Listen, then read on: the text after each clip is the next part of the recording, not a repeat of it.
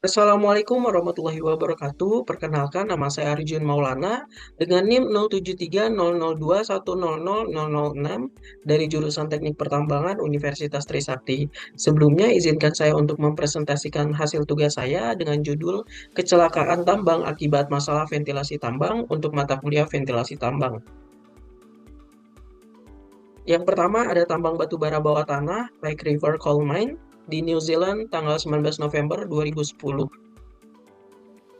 Baik, ini yang pertama ada peta lokasinya, di mana pada gambar ini merupakan peta lokasi dari tambang batu bara bawah tanah Sungai Pike di New Zealand. Ini merupakan gambar aktual yang sudah diambil. Kemudian ada tinjauan umum di mana tambang Sungai Pike River Mine ini merupakan tambang batu bara bawah tanah yang berada di Selandia Baru, New Zealand. Tambang batu bara bawah tanah Sungai Pike ini terletak tinggi di pegunungan Paparwa yang terjal di pesisir barat Pulau Selatan. Akses ke tempat kerja tambang dilakukan melalui satu aliran batu atau terowongan sepanjang 2,3 km yang membentang ke atas melalui patahan geologi yang kompleks untuk memotong lapisan batu bara berenang. Dan di bawah ini merupakan akses ke tempat kerja tambang di Pike River Mine. Bisa dilihat pada gambar yang sudah jelas.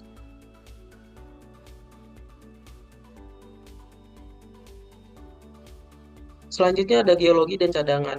Untuk cadangan batu bara terletak di bawah gunung terpencil di Paparwa Range yang terjal. Lokasi tambang sebagian besar terletak di lingkungan yang sedikit tidak terganggu. Lapisan deposit batu bara berenang membentang sepanjang 6,5 km utara ke selatan. Itu untuk panjangnya dan 1,5 km dari timur ke barat untuk lebarnya. Dan mempunyai ketebalan sekitar 7 meter. Lapisan berenang memperkirakan cadangan di dalam tanah sepanjang 58,5 juta ton. Perkiraan pemulihan lapisan tersebut adalah 18 juta ton selama 18 tahun umur tambang. Lalu lapisan Paparwa terletak sekitar 200 meter di bawah lapisan berenang. Pengeboran awal diperkirakan potensi pemulihan tambahan sebesar 8 juta ton dari lapisan ini.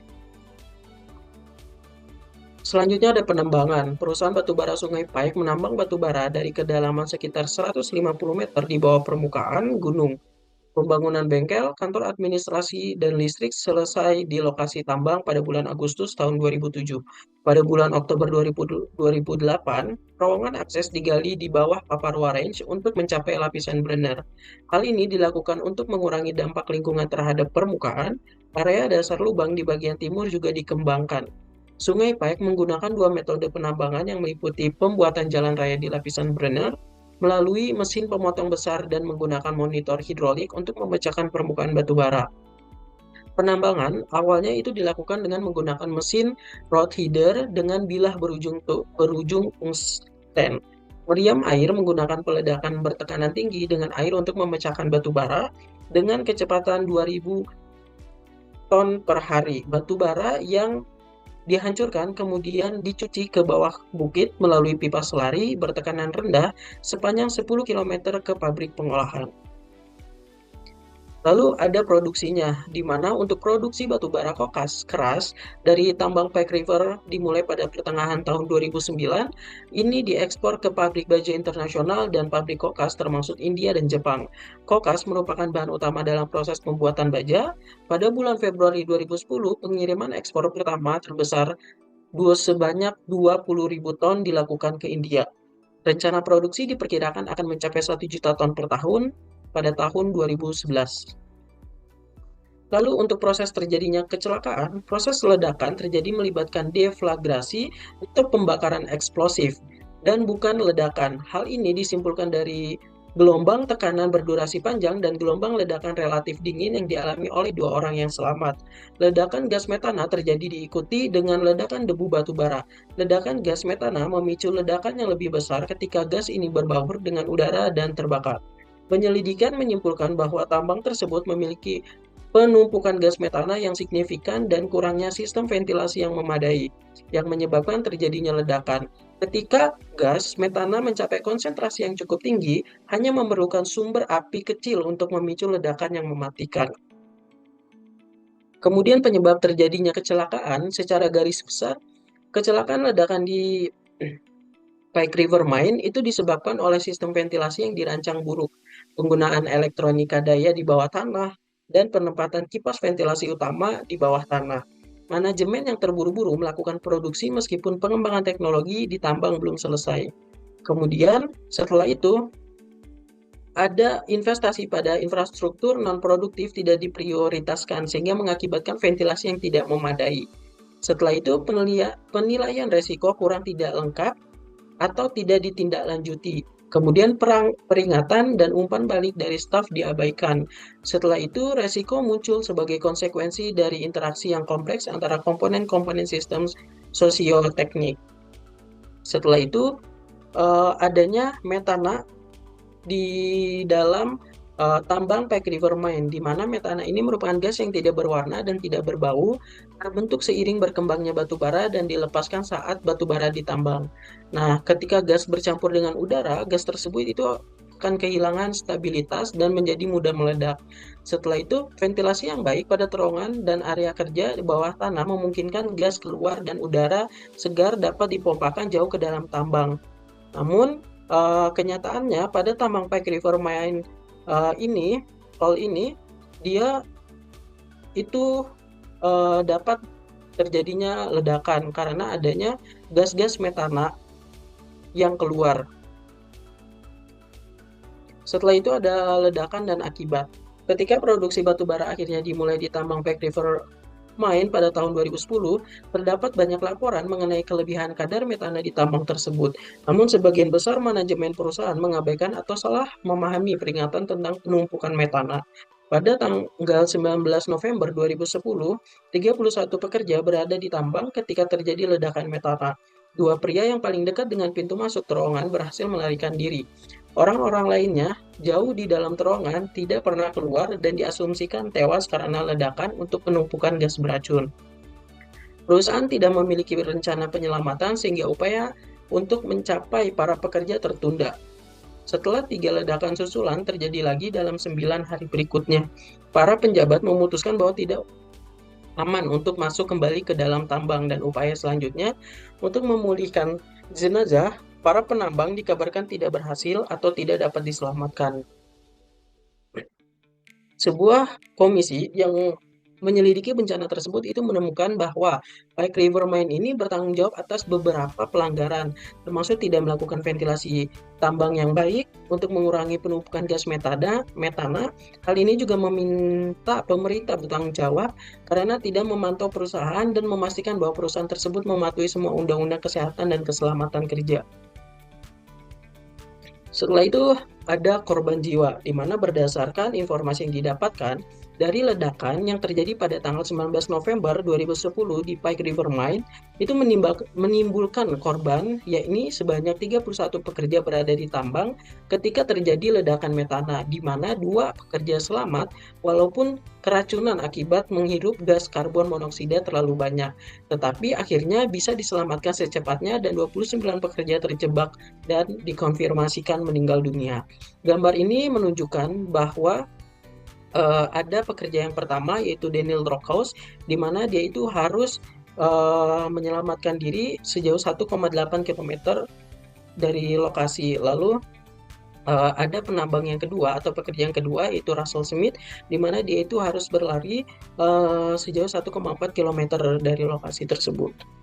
Setelah itu ada kajian penerapan K3 pada industri tambang di Pike River Mine nih, di mana dalam kasus tambang di Pike River Mine ini, kecelakaan fisik melibatkan ledakan gas metana yang secara alami dihasilkan dari batu bara.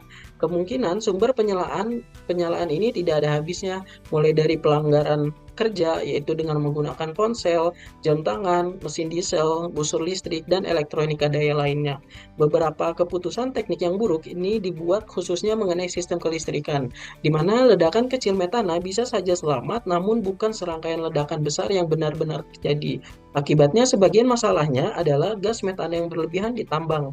Hal ini juga disebabkan oleh ketidaksesuaian antara peningkatan metana yang disebabkan oleh percepatan ekstraksi batu bara yang diperlukan karena masalah arus gas dan arus gas, di mana kurangnya penarikan metana melalui sistem ventilasi kipas. Permasalahan pada sistem ventilasi ini mencakup desain sistem rekayasa yang tidak hati-hati atau penempatan kipas angin di dalam tambang, kapasitas ventilasi yang tidak memadai, dan manajemen yang memprioritaskan produksi dibandingkan menyelesaikan masalah ventilasi. Kemudian, eh, kemudian itu ada operasi penambangan yang memiliki regulasi mandiri, karena industri ini telah berhasil menyatakan kepada pemerintah bahwa mereka itu mempunyai kedewasaan untuk menangani resiko mereka sendiri secara kompeten. Akibatnya pengawasan terhadap peraturan tambang menjadi lemah. Tambang ini melanggar peraturan yang dibuat karena manajemen resiko dan keselamatan internal yang buruk. Lalu setelah itu ada perbaikan bagi perusahaan, di mana beberapa perbaikan yang dilakukan ini, yaitu yang pertama ada peningkatan standar keselamatan, lalu ada peningkatan pengawasan regulasi, dan ada penyelidikan independen, di mana penyelidikan independen ini diperlukan untuk menyelidiki secara mandiri dan menyeluruh terhadap penyebab kecelakaan dan tanggung jawab perusahaan secara individu yang terlibat. Penyelidikan ini itu harus dilakukan secara transparan dan hasilnya harus digunakan untuk memperbaiki kelemahan sistem dan mencegah kecelakaan serupa di masa depan. Selanjutnya ada pengaruh kecelakaan terhadap perusahaan, di mana pengaruh kecelakaan terhadap perusahaan ini yaitu adalah yang paling signifikannya atau yang paling parahnya adalah perusahaan ini itu resmi ditutup dan dilarang melakukan kegiatan penambangan batu bara. Nah, pada tanggal 15 Desember 2010 diumumkanlah bahwa sekitar 114 dari 157 staf di perusahaan akan segera diberhentikan dengan sejumlah pesangon yang dibayarkan dari sisa dana perusahaan. Dan diumumkan juga bahwa kecil kemungkinannya bahwa sejumlah staf kontraktor yang juga menganggur atau tidak dibayarkan akan atau tidak dibayar karena kecelakaan tambang tidak akan menerima uang karena secara hukum mereka berada pada peringkat rendah dalam urutan kreditor. Setelah itu tuh ada pengaruh kecelakaan terhadap produksi, di mana kecelakaan di tambang Peck River Mine ini di Selandia Baru memiliki dampak yang signifikan terhadap produksi batu bara di negara, antara lain yang itu yang pertama adalah terjadinya penangguhan produksi. Setelah kecelakaan tersebut, maka tambang dari Peck River Mine ini ditutup sementara untuk menyelidiki dan memulihkan dari tambang tersebut. Lalu yang kedua adalah adanya gangguan pasokan, di mana tambang Peck River ini sebelumnya merupakan salah satu produsen batu bara terbesar di Selandia Baru. Penangguhan produksi di tambang ini dapat mengganggu pasokan batu bara ke pasar dalam negeri maupun internasional, tergantung pada seberapa signifikan kontribusi tambang ini dalam pasokan globalnya. Kemudian yang ketiga ada dampak terhadap ekonomi lokal. Tambang batu bara seringkali merupakan penyumbang penting terhadap ekonomi lokal di daerah sekitarnya. Lalu selanjutnya ada bukti kecelakaan dari uh, tambang Peck River Mine. Ini di New Zealand tahun 2010. Jadi ini merupakan bukti yang saya ambil secara aktual pada kecelakaan Peck River Mine. Ini untuk bukti fotonya. Selanjutnya ada bukti videonya untuk kecelakaan Peck River Mine tahun 2010.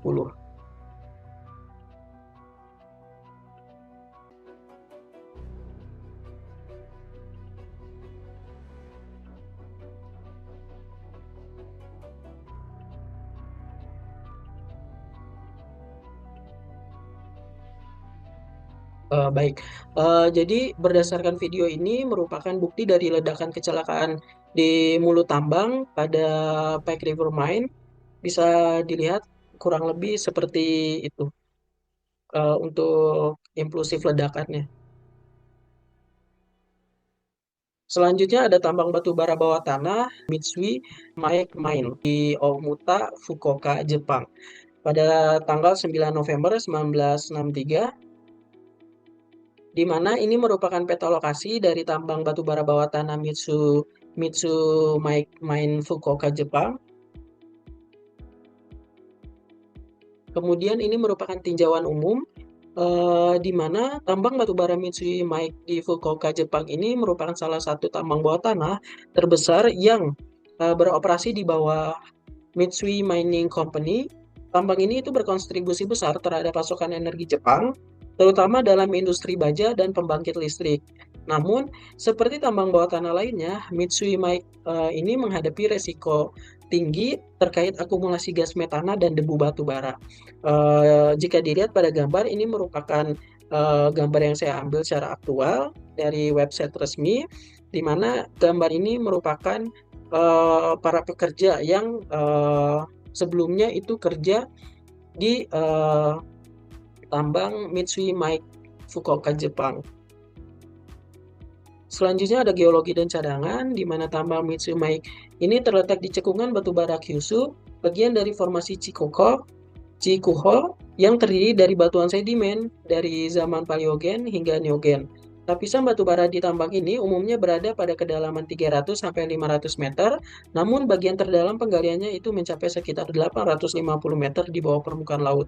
Struktur geologi wilayah ini didominasi oleh batu pasir, batu lempung, dan serpi, dengan keberadaan sesar dan lipatan yang dapat mempengaruhi kestabilan tambang serta meningkatkan risiko akumulasi gas metana. Cadangan batubara Mitsui Mining termaksud dalam kategori batubara bituminus berkualitas tinggi dengan perkiraan lebih dari 100 juta ton sebelum penutupan. Batubara ini banyak digunakan dalam industri baja dan pembangkit listrik dengan produksi tahunan mencapai jutaan ton.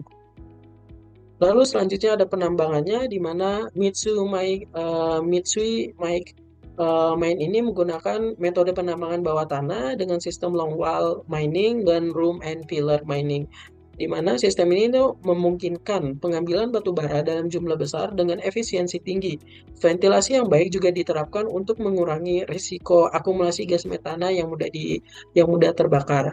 Jika dilihat, ini merupakan gambar dari sistem longwall mining yang ada pada gambar sebelah kiri, dan gambar yang sebelah kanan ini merupakan sistem penambangan bawah tanah, yaitu room and pillar. Selanjutnya ada produksi, di mana produksi batubara di tambang Mining ini adalah 14 ton per pekerja pada bulan Juni 1958, tetapi meningkat menjadi 44 ton per orang pada bulan Oktober 1963. Batubara yang ditambang diangkut dengan sistem konveyor sabuk yang menyebabkan peningkatan produksi batubara. Pada tahun 1958, lebih dari 6.000 ton per hari meninggalkan tambang, meningkat menjadi lebih dari 10.000 ton pada tahun 1962 dan 13.000 ton pada bulan Oktober 1963. Lalu ini merupakan proses terjadinya kecelakaan, di mana proses insiden terbesar yang pernah terjadi di tambang Mitsui Mine Coal ini melibatkan ledakan gas metana pada tanggal 9 November 1963. Ledakan ini itu dipicu oleh akumulasi gas metana yang bercampur dengan debu batu bara, sehingga menyebabkan kebakaran dan serangkaian ledakan susulan. Ledakan dan api ini menyebabkan atap jatuh di banyak area di terowongan yang kemudian dengan cepat terisi dengan karbon monoksida. Kurangnya ketentuan keselamatan untuk mencegah debu batu bara adalah penyebab utamanya. Ledakan debu batu bara adalah jenis ledakan terburuk karena ada sejumlah besar karbon monoksida yang dihasilkan. Akibatnya, banyak pekerja tambang terus menderita efek jangka panjang keracunan karbon monoksida. Lalu ada penyebab terjadinya kecelakaan, di mana penyebab terjadinya kecelakaan ini itu terjadi karena beberapa faktor utama. Yang pertama ada akumulasi gas metana yang tinggi di dalam lorong tambang. Lalu ada kurangnya sistem ventilasi yang efektif dalam mengeluarkan gas berbahaya. Kemudian yang ketiga itu sumber pemicu api yang tidak teridentifikasi, kemungkinan dari percikan listrik atau alat kerja.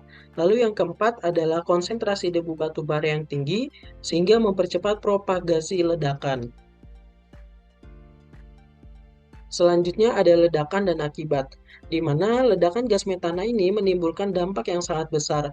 Gelombang kejut akibat ledakan menghancurkan banyak infrastruktur di dalam tambang, menyebabkan kebakaran besar dan runtuhan asap beracun menyebar di seluruh tambang, membuat evakuasi menjadi lebih sulit. Pada tanggal 9 November 1963, pukul 15.12 terjadi ledakan dahsyat di tambang Mitsui Mining. Insiden bermula ketika gerobak pengangkut batu bara tergelincir, menyebabkan rangkaian gerobak meluncur bebas dan menghancurkan penyangga tambang. Pergerakan cepat ini ini membuat debu batu bara di udara yang kemudian tersulut oleh percikan gesekan atau kabel tegangan tinggi yang rusak, memicu ledakan pertama. Lalu gelombang kejut dari ledakan pertama menciptakan ledakan kedua yang lebih kuat. Dengan kecepatan udara diperkirakan mencapai 1000 meter per detik, karbon monoksida yang dihasilkan menyebar ke seluruh tambang menyebabkan keracunan massal. Lalu ada korban jiwanya, di mana berdasarkan informasi yang didapatkan, dari 1.403 pekerja, sebanyak 438 orang tewas akibat keracunan karbon monoksida akut, 20 orang tewas langsung akibat ledakan, 839 orang menderita dampak samping keracunan. Sebanyak 1.297 dari 1.403 pekerja di tambang saat itu tewas akibat ledakan atau menderita keracunan karbon monoksida.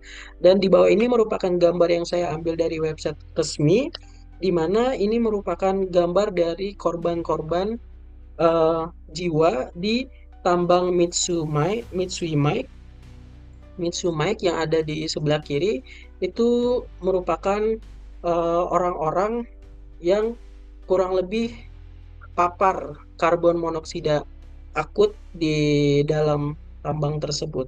Kemudian yang di gambar kanan ini merupakan para korban yang menerima kompensasi secara tidak terima dikarenakan kompensasi yang diberikan itu sangat sedikit. Untuk 458 kematian, kompensasi ditetapkan sebesar 500.000 yen atau sekitar 1.400 dolar dengan nilai tukar 360 yen terhadap dolar pada saat itu.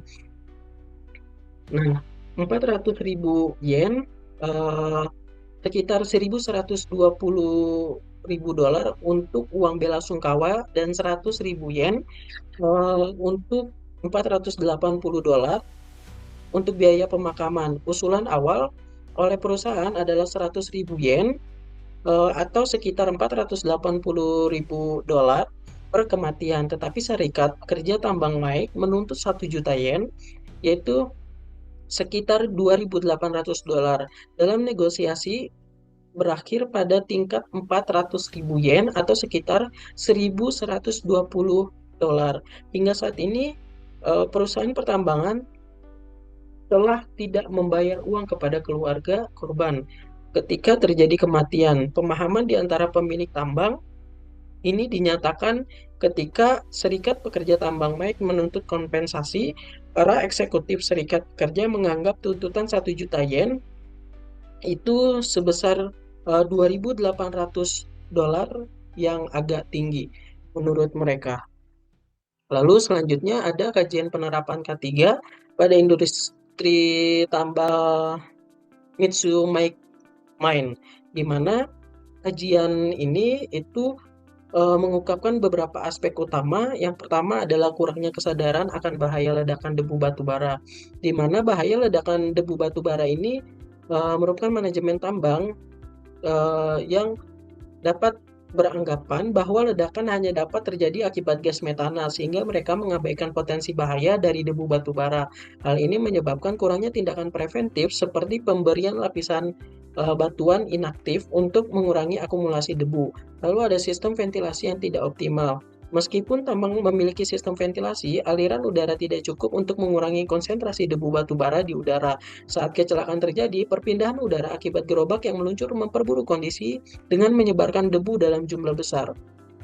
Selanjutnya, kurangnya standar penanganan material dan transportasi, di mana kegagalan mekanisme pengangkutan gerobak batu bara menjadi pemicu utama ledakan. Tidak adanya sistem pengereman darurat dan lemahnya perawatan rantai pengangkut meningkatkan resiko kecelakaan ini. Lalu adanya ketidaksiapan dalam penanggulangan bencana. Penanggulangan bencana setelah ledakan, banyak pekerja tidak dapat segera dievakuasi karena minimnya prosedur tanggap darurat. Karbon monoksida menyebar tanpa adanya sistem pendeteksian gas beracun yang memadai, menyebabkan korban massal akibat keracunan. Selanjutnya ada perbaikan bagi perusahaan, di mana beberapa perbaikan yang dilakukan, termasuk yang pertama adalah meningkatkan sistem ventilasi untuk memastikan gas metana tidak terakumulasi. Lalu yang kedua adalah mengadopsi teknologi deteksi gas yang lebih canggih untuk pemantauan real time. Lalu yang ketiga, meningkatkan pelatihan keselamatan bagi pekerja dalam menghadapi kondisi darurat. Yang keempat, memperbaiki sistem komunikasi dalam tambang untuk mempercepat evakuasi jika terjadi insiden. Yang kelima, yaitu standar ketat pengendalian debu batu bara melalui penyemprotan air dalam pemberian lapisan batu kapur. Selanjutnya ada pengaruh kecelakaan terhadap perusahaan, di mana insiden ini itu membawa dampak besar bagi Mitsui Mining Company, di mana reputasi perusahaan menurun drastis dan terjadi penurunan kepercayaan dari para pekerja serta masyarakat terhadap keselamatan tambang mereka. Selain itu, perusahaan menghadapi tuntutan hukum serta biaya kompensasi yang besar bagi korban dan keluarga mereka. Untuk pengaruh kecelakaan terhadap produksinya, akibat kecelakaan ini, produksi tambang Mitsumai mengalami penurunan drastis. Tambang ditutup sementara untuk diinvestigasi dan perbaikan, yang mengakibatkan kerugian ekonomi yang signifikan. Dalam jangka panjang, kecelakaan ini itu menjadi salah satu faktor yang menyebabkan penurunan industri batubara di Jepang dan peralihan ke sumber energi alternatif. Lalu ini merupakan bukti yang saya ambil dari website resminya, di mana ini merupakan bukti dari kecelakaan Mitsui Mine di Omuta, Fukuoka, Jepang, tanggal 9 November 1963.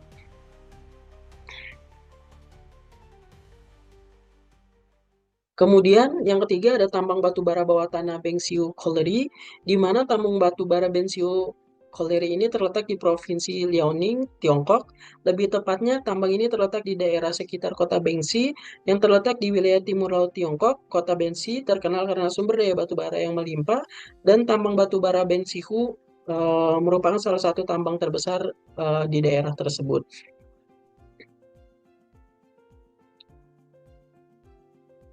Lalu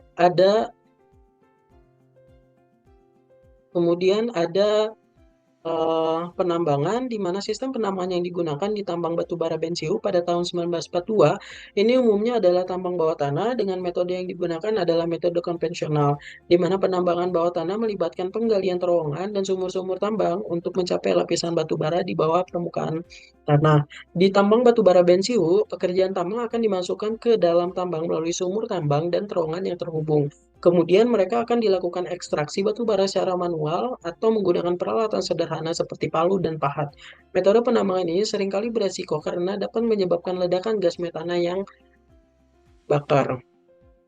Kemudian penyebab terjadinya kecelakaan yaitu pada tanggal 26 April 1942 terjadi ledakan gas dari salah satu poros tambang. Hal ini itu disebabkan oleh fasilitas yang dilakukan untuk melakukan proses pengeboran sangatlah buruk sehingga debu gas dan batu bara bercampur sehingga menyebabkan ledakan yang sangat besar. Ketika peristiwa itu terjadi, pihak penjaga berinisiatif untuk menutup lubang ventilasi bawah tanah sebagai upaya untuk mengurangi api. Kenyataannya ventilasi yang buruk atau tidak memadai dapat menyebabkan penumpukan gas metana di dalam tambang. Kondisi ini itu meningkatkan resiko ledakan gas metana yang dapat terjadi akibat penyalaan dari percikan api, gesekan, atau sumber panas lainnya di lingkungan tambang. Namun, tindakan tersebut itu dilakukan sebelum memastikan bahwa area bawah tanah telah benar-benar terbebas dari asap. Sehingga hal tersebut mengakibatkan bahwa pekerja tambang yang meninggal lemas di bawah tanah karena menghirup dan keracunan asap karbon monoksida secara terus-menerus dan tidak adanya ventilasi udara. Lalu proses terjadinya kecelakaan itu bawah tanah di Bensiu pada tahun 1942 dimulai dengan kumpulan gas metana yang terperangkap di lapisan-lapisan batu bara. Lalu yang pertama ada akumulasi gas metana, kemudian yang kedua kurangnya ventilasi, yang ketiga terjadilah adanya sumber api, lalu yang keempat mengakibatkan ledakan, kemudian dari ledakan tersebut itu mengakibatkan kebakaran serta mengeluarkan asap serta gas beracun. Lalu, ledakan dan akibatnya. Ledakan terjadi karena akumulasi gas metana di dalam tambang bertemu dengan sumber api. Ledakan ini menghasilkan gelombang tekanan yang kuat dan suhu yang sangat tinggi di dalam tambang.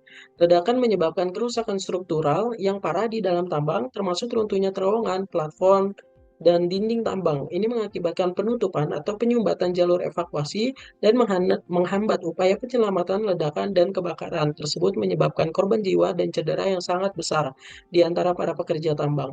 Ribuan orang dilaporkan tewas atau terluka parah sebagai akibat dari kecelakaan ini. Asap dan gas beracun yang dihasilkan oleh kebakaran menjadi ancaman serius. Paparan terhadap gas-gas beracun tersebut dapat menyebabkan keracunan dan kematian. Lalu untuk korban jiwanya sendiri, ini merupakan gambaran yang saya ambil dari website resminya, di mana proses evakuasi tubuh pekerja yang telah meninggal ini memerlukan waktu selama 10 hari lamanya. Seluruh korban yang meninggal hanya dimakamkan di kuburan massal yang terletak dekat dengan area pertambangan. Banyak korban jiwa yang tidak dapat diketahui identitasnya karena luka bakar yang sangat parah. Kejadian yang memakan korban jiwa sebanyak 1.549 orang ini tercatat sebagai tragedi terburuk dalam sejarah pertambangan batu bara dan kecelakaan industri terburuk kedua. Tragedi ini menimbulkan kerugian yang sangat besar, terutama pada infrastruktur serta fasilitas pertambangan.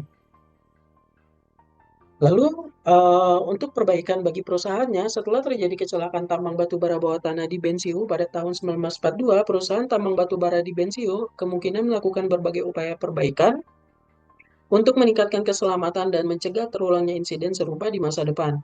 Beberapa perbaikan yang dilakukannya termaksud yang pertama ada perbaikan sistem ventilasi, lalu yang kedua yaitu penggunaan teknologi deteksi gas, yang ketiga pelatihan dan pendidikan keselamatan.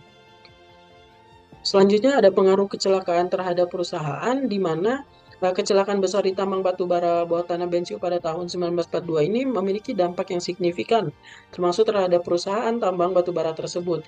Pengaruh utama dari kecelakaan tersebut terhadap perusahaan tambang batu bara Bensiu ini meliputi yang pertama adalah kerugian manusia dan sosial. Kecelakaan tersebut mengakibatkan korban jiwa dalam jumlah besar, menyebabkan trauma dan kesedihan yang mendalam bagi keluarga korban serta masyarakat setempat.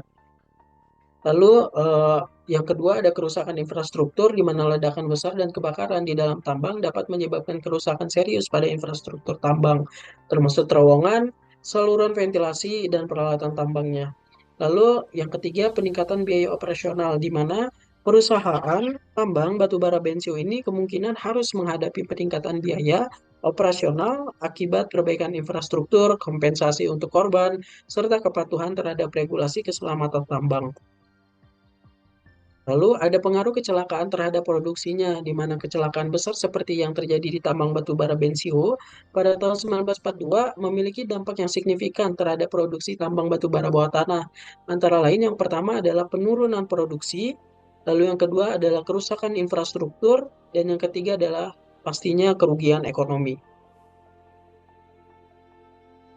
Selanjutnya ini merupakan bukti yang saya ambil, gambar yang saya ambil dari website resminya. Sehingga ini merupakan bukti dari kecelakaan tambang Bensihu Colliery di China tanggal 26 April 1942. Sangat signifikan. Oke, selanjutnya ada tambang batu bara bawah tanah di PT Nusa Alam Lestari, Sawalunto, Sumatera Barat, Indonesia, tanggal 9 Desember 2022. Oke, untuk tinjauan umumnya sendiri, ini merupakan tinjauan umum eh, peta di mana PT Nusa Alam Lestari ini termasuk dalam wilayah Perambahan, Kecamatan Talawi, Kota Sawalunto, Sumatera Barat, Indonesia. Sawalunto ini merupakan kota tambang yang terletak di Pegunungan Bukit Barisan. Jarak antara daerah penambangan Kota Padang kurang lebih 90 km di sebelah timur Kota Padang. Ditempuh dengan kendaraan roda 4 pada jalan lintas Sumatera melalui Padang, Kota Solo, Kota Sawalunto dengan waktu tempuh kurang lebih 3-4 jam. Selanjutnya untuk metode penambangannya, tambang di Sawalunto, Sumatera Barat Indonesia ini dikenal dengan metode penambangan batu bara bawah tanah yang digunakan selama bertahun-tahun. Metode yang sudah digunakan ini yang paling umumnya adalah room and pillar mining, di mana metode ini melibatkan pembuatan serangkaian ruangan dan pilar batu bara di dalam tambang. Ruangan ini digali untuk mengekstraksi batu bara, sementara pilar-pilar dibiarkan untuk mendukung atap tambang dan mencegah keruntuhan yang tidak diinginkan. Lalu ada long wall mining, atau penambangan dinding panjang dan sub level caving. Selanjutnya ada terjadinya kecelakaan, di mana sebelum terjadinya kecelakaan, pengawas operasional sekitar pukul 7.30 melakukan pengecekan keamanan lubang. Pengecekan ini mulai dari kandungan gas berbahaya, sistem penyangga, hingga sistem ventilasi. Semuanya dalam kondisi aman. Hasil pengecekan kondisi udara di lubang pada Jumat pagi itu antara lain kadar oksigennya itu 20,09% atau dalam keadaan normal, karena minimalnya itu adalah 19,5%. Untuk kandungan karbon dioksidanya sendiri CO2 0%, untuk metananya sendiri CH4 0%, dan hidrogen sulfida H2S 0%. Detektor gas juga dipastikan berfungsi dan dikalibrasi sekali 6 bulan. Begitu pula dengan sistem penyangga dan sistem transportasi juga aman. Setelah dinyatakan aman, pengawas dipersilakan pekerja masuk ke dalam lubang. Ada 14 pekerja masuk ke dalam 2 lori, yaitu lori pertama membawa 8 orang dan lori kedua mengangkut 6 orang. Berselang 10-15 menit, kemudian kemudian terjadi ledakan di dalam tambang. 4 pekerja bisa keluar menyelamatkan diri dengan lori pertama, sisanya tertinggal. Kemudian penyebab terjadinya kecelakaan, proses investigasi diawali dengan permohonan izin kepada kepolisian dan inspektur tambang. Proses dimulai pada 12 Desember 2022. Investigasi dilakukan oleh internal perusahaan dan eksternal dari pemerintah. Salah satunya Inspektur Tambang Kementerian ESDM. Hal pertama yang dilakukan tim adalah mengoperasikan sistem ventilasi untuk mendelusikan gas-gas berbahaya. Selanjutnya, memperbaiki sistem penyangga karena ada ambrukan di lubang pasca ledakan. Berdasarkan investigasi yang dilakukan, ledakan di dalam lubang kemungkinan terjadi karena adanya pertemuan percikan api dan gas metana. Di lokasi tambang tersebut memang banyak gas metana. Percikan api berasal dari alat tambang jackhammer, adapun gas metana muncul belakangan. Diperkirakan terjadi saat aktivitas pengambilan batu bara sedang berlangsung, serta kurangnya ventilasi di bawah tanah menyebabkan penumpukan gas metana sehingga menyebabkan suatu ledakan. Selanjutnya ada evakuasi, di mana 4 orang tim inspektur tambang Kementerian Energi dan Sumber Daya Mineral yang dipimpin langsung oleh Koordinator Inspeksi Tambang Provinsi Sumatera Barat telah tiba di lokasi ledakan untuk melakukan pemeriksaan awal, koordinasi evakuasi korban, dan melaksanakan investigasi terhadap kejadian ledakan tersebut. Penyebab ledakan akan diinvestigasikan lebih lanjut oleh inspektur tambang. Pada saat melakukan evakuasi, para petugas mengalami beberapa kendala, yaitu kurangnya oksigen di dalam lubang tambang dikarenakan lokasi kejadian sekitar kurang lebih 150 hingga 200 meter dari mulut tambang. Dan di bawah ini merupakan gambar-gambar aktual yang saya ambil dari website resminya. Selanjutnya itu ada korban jiwa, di mana korban dari ledakan yang terjadi di PT Nusa Alam Lestari ini berjumlah 14 orang pekerja tambang yang berada di lubang tambang. Di antara 14 orang korban terdiri dari 3 orang pekerja tambang mengalami luka ringan, 1 orang pekerja tambang mengalami luka bakar, dan sudah dilakukan penanganan di RSUD Kota Sawalunto. 10 orang pekerja tambang dinyatakan meninggal dunia. Jenazah 10 orang pekerja tambang tersebut sudah dibawa ke RSUD Kota Sawalunto. Ini berdasarkan ISDM tahun 2022. Selanjutnya, pengaruh kecelakaan terhadap perusahaan, yaitu yang pertama pastinya adalah terjadinya penghentian kegiatan operasional. Seluruh kegiatan operasional di site PT Nusa Alam Lestari sudah dihentikan sementara sampai hasil investigasi kecelakaan tambang berakibat mati telah seluruhnya ditindaklanjuti, dan atau kegiatan operasional dapat dilaksanakan dengan aman dan selamat sesuai dengan Surat Direktur Jenderal Mineral dan Batubara nomor 06.E-37.04-DJB-2019 tanggal 15 Agustus 2019 perihal Surat Edaran Kewajiban Perusahaan terkait tindak lanjut kecelakaan tambang berakibat mati. Selanjutnya, ini merupakan bukti kecelakaan tambang di PT Nusa Alam Lestari Sawalunto. Ini merupakan gambar yang aktual yang saya ambil dari website resminya. Bisa dilihat pada gambar di bawah ini. Ini merupakan proses evakuasi dari pekerja tambang. Kemudian, sehingga dapat disimpulkan dari keempat kasus yang diamati, keempatnya memiliki kesamaan penyebab utama adalah pada sistem ventilasi yang buruk. Tentu dari banyak kejadian, seharusnya perusahaan tambang bawah tanah dapat lebih peduli terhadap pentingnya. Yang pertama adalah K3, keselamatan dan kesehatan kerja itu merupakan prioritas utama, di mana kecelakaan di tambang batu bara bawah tanah merupakan peringatan keras tentang pentingnya kejadian keselamatan kerja sebagai prioritas utama dalam setiap operasi tambang. Kemudian itu ada yang kedua adalah perlunya pengawasan dan pemeriksaan rutin, di mana kecelakaan di tambang-tambang tersebut juga menunjukkan perlunya pengawasan dan pemeriksaan rutin terhadap kondisi keselamatan dan keamanan di tempat kerja tambang. Inspeksi teratur terhadap infrastruktur tambang, peralatan keselamatan, serta pemantauan terhadap kualitas udara dan gas di dalam tambang itu sangat penting untuk mencegah kecelakaan yang bisa saja terjadi. Kemudian itu yang ketiga adalah pentingnya sistem ventilasi yang efektif dan desain ventilasi yang baik. Keempat kecelakaan tersebut menyoroti bahwa pentingnya sistem ventilasi yang efektif dalam tambang batu bara bawah tanah. Sistem ventilasi yang baik harus mampu menyediakan aliran udara yang cukup untuk mengurangi konsentrasi gas beracun seperti gas metana, karbon monoksida, serta debu-debu batu bara untuk mengendalikan debu batu bara dan mengatur suhu di dalam tambang. Desain ventilasi yang baik itu merupakan faktor kunci dalam mengurangi risiko kecelakaan dan melindungi keselamatan pekerjaan tambang. Ventilasi yang baik harus memperhitungkan faktor-faktor seperti arus udara, distribusi udara, kecepatan udara, dan tekanan udara di seluruh tambang untuk memastikan kondisi udara yang aman bagi pekerja. Kemudian ini merupakan daftar pustaka resmi yang saya ambil, bisa dilihat. Baik, sekian dari presentasi saya. Jika ada kesalahan kata mohon dimaafkan. Wabillahi taufiq wal hidayah. Wassalamualaikum warahmatullahi wabarakatuh.